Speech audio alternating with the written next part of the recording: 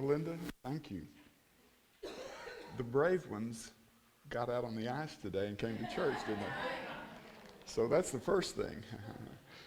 Uh, well, as you might remember, I don't make a big issue out of it, but we're sort of doing a series that concerns the mechanics of the universe. In other words, the spiritual universe, how things work. And it's been always my belief for many, many years that that was what Jesus was teaching. And that he was showing us ideas, and I think it gets interpreted as like being holy or righteous, using those kind of words. But it's really just how to make everything work to the maximum good for what you experience here while you're on the planet. And this is how I interpret, and this is the idea that I'm following, is that more or less you could say the keys to the kingdom are the mechanics of the universe. But this title is Knock and the Door Will Open. Well, before I get started on that, I heard a wonderful joke that I have to share with you, and I guess you'll be the judge of that, how good it is. But it seems that there was a man that was shipwrecked, and he spent 30 years on a desert island. And then after 30 years, there was a ship that came by and noticed that there were signs of life and activity. And so it docked, and they came to pick this man up that had spent 30 years by himself.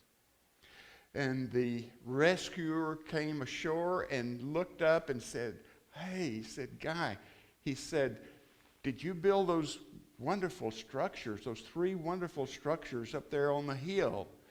And he said, "Yes." And he said, "Well, you're quite a craftsman." He said, "What are they?" And he said, "Well, the middle one up there is the house I live in." And he said, "The structure over here is the church I go to." And so the guy said, "Well, what is that one over there?" And he said, "Oh, that's the church I used to go to."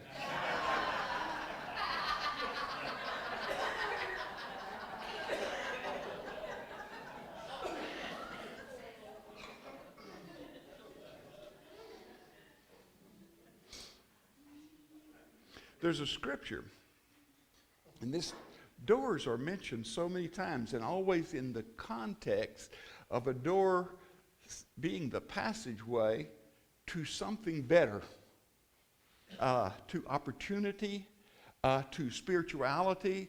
There's all sorts of things, but it's really symbolic. And I don't know whether a metaphor would be exactly right, but symbolic, I think, is a good thing. But it's trying to paint a picture of that passageway and those instances in the journey of our life here on this planet that we come to. And what then is the idea that gets us through the right and correct doors and keeps us on the right path? See, now that's basically, but the scripture says, "Knock and the door will open." Well, here's the whole verse, and it's from Matthew 7, and it's the 7th verse and a little piece of the 8th. "Ask, and it will be given to you. Seek, and you will find. Knock, and the door will be open to you." And then at the last part of the 8th verse, it says, "For everyone who knocks, the door will open." It's like an absolute. Do any of you remember anything about plane geometry? And does the word axiom mean anything to you? Remember that? It's something that you could count on, and it's right all the time. Now, sometimes you may get it wrong or get the wrong answer to the problem, but the axioms that were laid out when we started in geometry, it's just like something that never variables. There's a scripture in James that said, with God, there are no variables. And this is what it's talking about, that there are some things that are absolute. Well, so it's an axiom. I remember an experience I had, this is a long time ago, like 1966, And I was a construction superintendent and sort of a young one and didn't really have enough experience to do the job that a company had sent me to do, which was, if you've ever been to the Civic Center in Denton, it's a big, looks like a round building. Actually, it's a polygon, which is a 40-sided figure. Well, I remember the day that I showed up there. I had I had the blueprints under my arm. They were just getting our office shack set up. And a civil engineer from the city of Denton came out, and he had a helper, and the helper was helping him work on the transit, and they put a nail in a tree, big nail. And they said, now there is your benchmark. Said, don't lose this. Don't cut this tree down. Don't cut this limb off. You can depend that now is the level of your foundation. And every dimension that you'll see on the plan that's vertical comes off of that one dimension. And then he had us pour, I had a helper myself, and we poured a pier, like a pier, only it was in a sonotube, and he put a great big old nail, like you would drive through a railroad tie, but he put it down in there, and he said, now that is the center of everything. Now we're out on just a vacant piece of land, and so when he got through saying that, he said, now don't lose this either. He said, keep it. And he said, I put the nail in. They checked it again to make sure that this was the height of the floor, that it would still be there when, we got the foundation poured. You could just leave it in the sonotube the way it was situated. Okay. Now, he got in his car with his helper, and I never saw him again. But I had the nail, and I had the sonotube, and the center point. And he said, well, that's all you'll need, that in your blueprint, which more wisdom was really what I needed. But even though there were many days I decided that I was over my head, I kept on going, and those reference points never failed. It was just like the same thing about an axiom of life. Well, it's my belief that when we find something that Jesus made, and it's an absolute statement like this, he's saying, now, if you knock, and he's referring to anything in searching spiritually, or really any opportunity as applied to life. It doesn't have to be, because it could have to do with a job. It could have to do with just nearly anything. But if you are searching, you're knocking on that door, and he says it in an absolute, he doesn't say, well, there's some good chance, or like a 80-20 chance that this door will open. He didn't say that, did he? Absolutely. And so I've always, or not always, but I have recently begun to take this as one of the axioms of life, because it is from the scripture and it occurs several different times. But here it is. Here is the idea that here is something that I can count on, like a benchmark or like an absolute point of reference, to where I know that when I reach that point of decision, that I can knock on this spiritual door and it will open. Absolutely, it will open. So there's some things about this that I want to really try to make clear, because in the midst of all of these teachings, Jesus made one other little point, and that's seeking first the kingdom of heaven. And everything else in the physical or material world is there available and just flows into you. Everything that you'll ever need, if you do that first. So really, in a way, it's the seeker of spiritual good that we can say this axiom applies in this form of life. If we're not seeking, I'm not sure what to say about it. I'll just leave that up to you to decide, because there were times in my life that it appeared that I wasn't seeking the right thing. I found a lot of other things, but they weren't the things that actually made a difference in my life and brought me upward rather than downward. So faith then is a beginning point, and learning to trust Learning to trust, to have faith. For example, in a premise, an axiom or premise is not a truth until you make it your truth and have faith in it. In other words, we can waver in consciousness about these things, and it really doesn't feel the same. But when we say this is an absolute in my life, I know that this is what is working for me, that's called having faith in it. There's another story about a door, and there's lots of different opinions about this. I'm not going to go into all of them. I did this week go back and read all of the various opinions about the expression that Jesus used when he was referring to the rich. And to make it short, it was like it's difficult for the rich, like it would be for a camel to pass through the eye of a needle.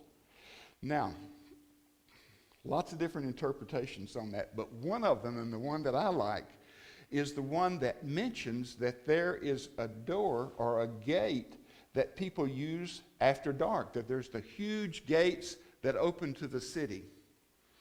And Jerusalem is the city, of course, we're talking about, and that usually represents, like going up to Jerusalem has to do with spirituality in the symbols of it. But in this case, it was the reality that there really is a Jerusalem, and that at night the gates, the big gates of the city close, but then for emergencies there's a little narrow gate that's called the eye of a needle. Now this is, like I said, I don't know whether this has ever been authentic or not, or this, scholars debate this. Okay, but I like the idea because they say that the gate is so narrow that if you have a lot of stuff loaded onto your camel or whatever you're coming through with, that you have to unload it. You have to get that off because it won't go through the eye of the needle. And that's where it got its name. And I thought, do you know what? This is just sort of a symbol of how we are. I think that we're born and come into the world free of all of the possible baggage that could be, and that the design that you have enables you to go through the eye of the needle. In other words, to pass into that area of spirituality. And then now, as we go along through life, we begin to collect baggage. Now, you can't get the baggage through this narrow gate, can you? I mean, do you see the correlation there? The idea being that even though we are born and designed in such a way to get through that gate and to have that opportunity and to be able to knock on any door, spiritual, physical, otherwise, and it will be open. This is what we're born with.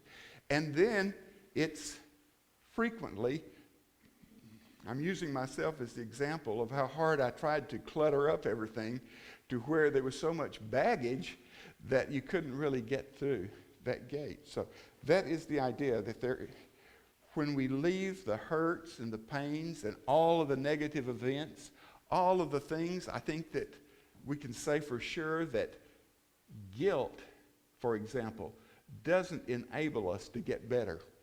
It seems like it bogs us down, and I know that it's not used as much anymore from the pulpit as it once was. I can remember the day that it was all about that and getting everybody to feel guilty so that we would have a lot of people walking down the aisles, you see.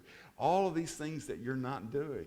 I can remember it, no matter how good you thought you had been or how many of the commandments, but if you weren't out winning souls every day, you just didn't qualify for really being righteous, you know. I can remember that issue. Now then, another thought that I have, that it is through our belief then that the door will open. Now, making it, once again, making it our truth. But our job, when we begin to look at it, we say, okay, what is Spirit's job in all of this, and what is our job?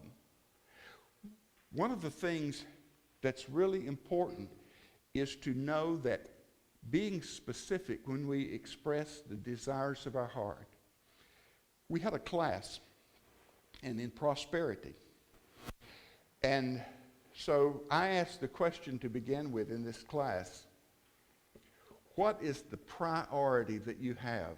And what, when you come out of the ideas of this class, of what you really want most of all, the top issue for nearly everybody, I can't remember an exception right offhand, but was to grow spiritually. That was prosperity to them, you see. Well, do you know that when I look at it, I'm thinking that it's not like it's all about materialism, but yet it includes that, because we have to have the food to eat, we have to have a place to stay, we have to have all of these things, and I don't really feel like that I've ever seen anything that indicates that we are limited in resources, that we live in an attitude of spiritual abundance, but in that spiritual abundance, it includes absolutely everything. So then our job is to express, whether it's spiritual growth, whether we want to have a deeper spiritual experience, whether there is a portion of materialism that doesn't seem to show up, because in spirituality, you have the power within you to manifest. This is part of it. And it doesn't mean necessarily, like I said, things, because I think sometimes we get more things than we know what to do with, and we have places to store. And so as a result, then, what we're looking to is some expanded experience in our spiritual world. Well, the idea then is to be very definite about what it is that we are expressing as the desire of our heart. Whatever in life, and being very specific, because I have seen this work over and over. So now that's our job. That's part of our job. Now what then is Spirit's part? Spirit is to open the door. Now, there's one other thing that's our part. The door can be opened, but we have to walk through. We have to do the walking through. Do you remember the little story? I can't even think of the name of it now, but it was the Andy Griffin Show or something. He was the sheriff and Barney was it. And they arrested people, and there was a drunk. I can't even think of his name now. There you go. You've got... What a memory, what a memory. But he discovered one day that that they didn't lock the doors. I think they'd lost the key or something or other. And really, in a way, in a sense, that's how our life is. We don't really know that door is so available to us. It's because sometimes, especially if we're all bogged down in concerns for our physical world, well then, we don't realize that a great opportunity is there before us. And then, like I said, it can be material, it can be a job, whatever. One of the things on this very subject that I really wanted to comment on is I went to an event Friday night, and it had to do with a little religion and a little politics. I was surprised. I mean, I didn't really know what to expect. I had been invited over there, and I was at a table of people that were sort of new thought, and one or two of them walked out because of something said, that didn't fit what we deeply believe in. And but anyway, I thought, well, this can't be a wasted evening. But before we left, a young lady that was there at the table said, I want to tell you something. Said, don't get away without me telling you this.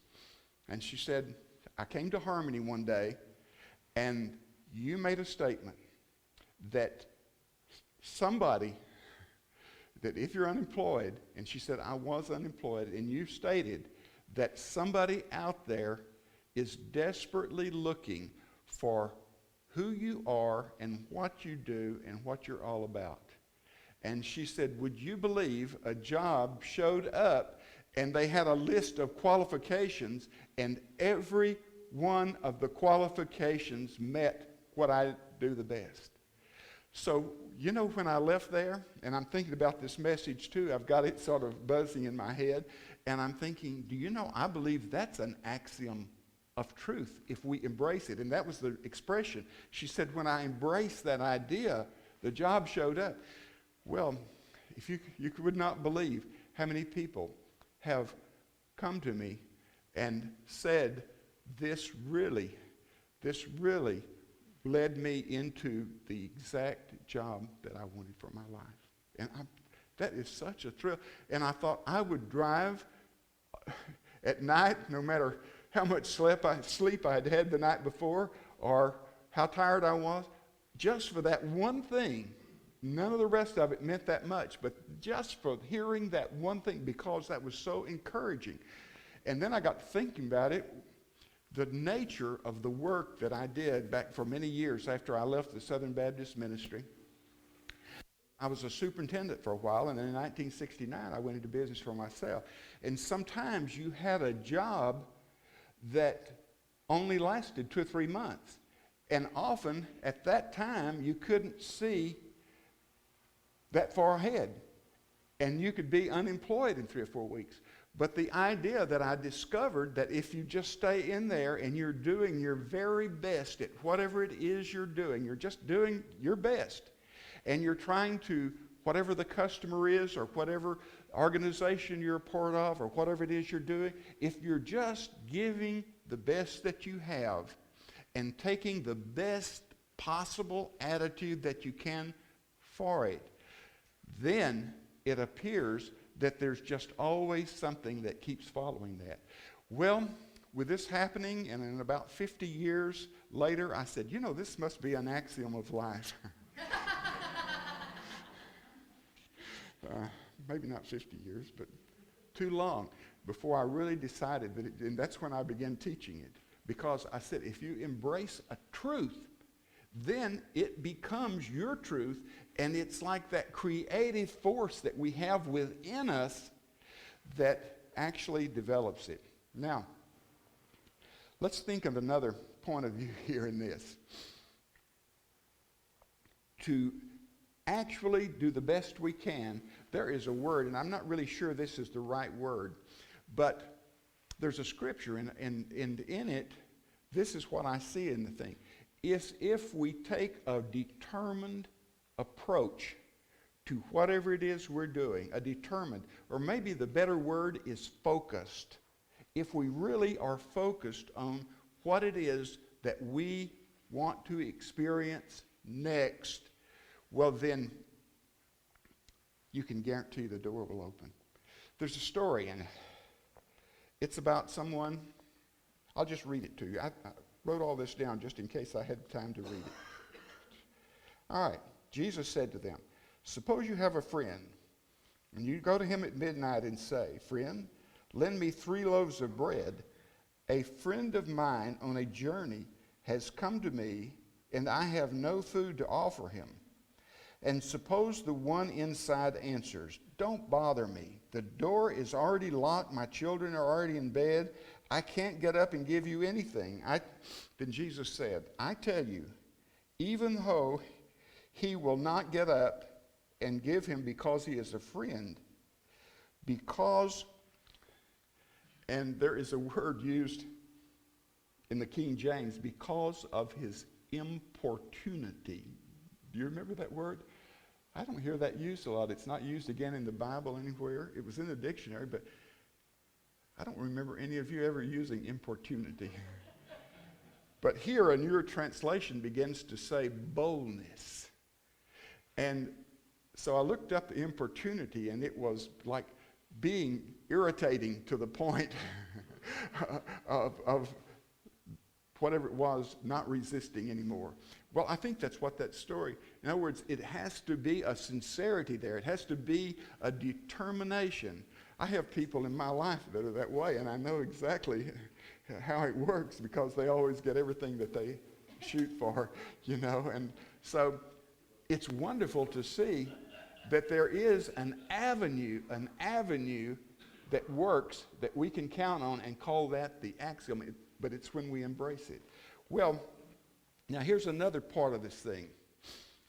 What happens when we go through the wrong door? Now, this doesn't just relate to jobs, does it? It can relate to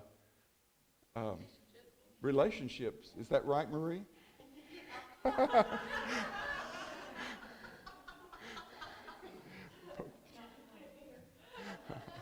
Well, I'm just checking for sure. Guys, thank you for showing up today. Let me just tell you about the mistakes we make in life. And of course, I can say this because I went through so many doors. Some of them were very hard to back out of. Mostly in the relationship area, you know. But this is before I met Pat. And of course, she straightened it all out for me, but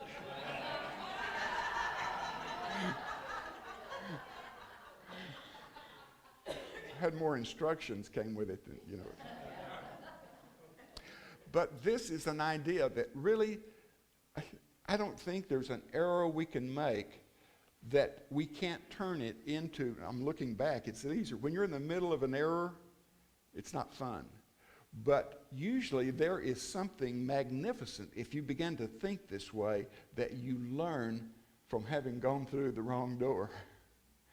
I can remember, and thinking of this, a lady who came to me, and it was problems about relationships, but it was the way she described the problem. She said, I know my prince will come, but she said, I don't know whether I'm kissing the wrong frog or kissing the frog wrong.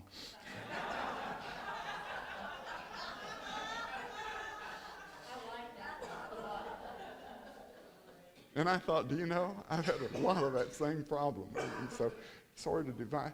But think about it for a moment then. That there's no mistake. It's like someone once said, I think it was Robert Schuller, that he wrote a book and it was titled, Failure is Never Final. It's never final. There's really never anything in our life where it seems like we totally messed up that can't be undone, that can't be let go of, because it's just part of life. It's part of what we experience.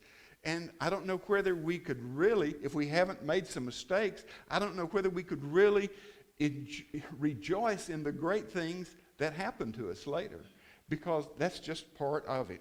There's a story, speaking of open doors and doors closing and doors not opening, that the Apostle Paul, do you remember he went on a missionary journey? He had Barnabas and he had Mark, who was the nephew of Simon Peter, the apostle.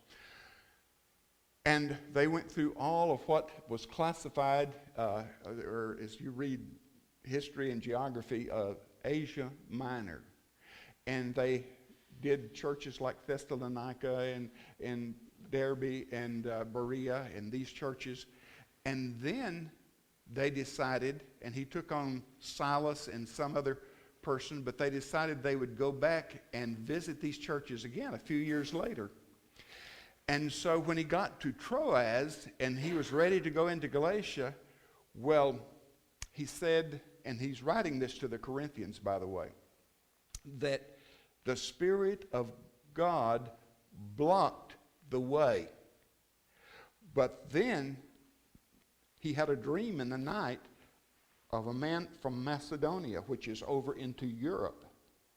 And so this started a whole new missionary journey, which went through Philippi, Ephesus, and towns like this, Corinth, and finally to Rome, but into all of Europe.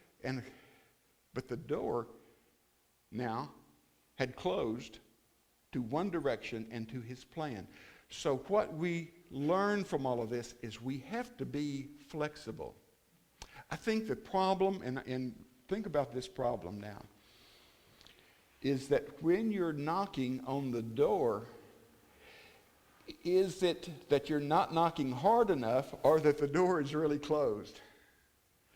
I mean, that's a little bit of a thing to think about. But on the other hand, when we're into it spiritually, we get guidance, don't we?